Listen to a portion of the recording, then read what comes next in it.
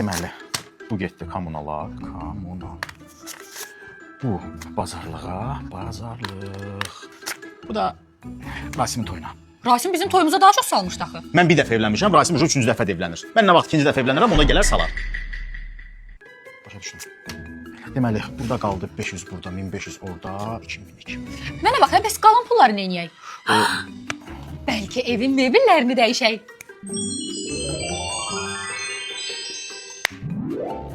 Bahalı mebel istəyirdinizsə cehizində gətirərdim. Bəlkə onda istirahət. Sən mənə Vyetnam söz vermişdin.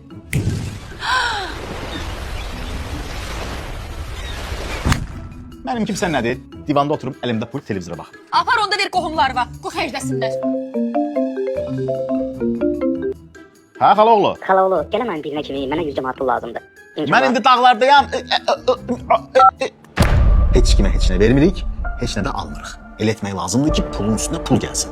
Pulun üstünə gələn hər bir manat məni daha güclü,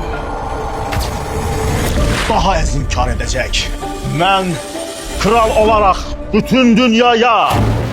Kral, pulu neyniyəyi?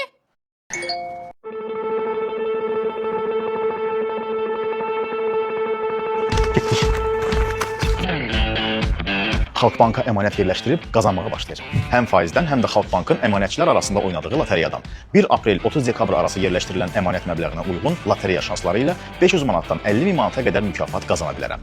Siz də bizim kimi qabağa düşmək istəyirsinizsə, region filiallarında 250 manat, Bakı və Sumqayıtda isə 500 manat depozit yerləşdirib uduş şansı qazana bilərsiniz. Nə qədər çox depozit, bir o qədər də çox uduş şansı.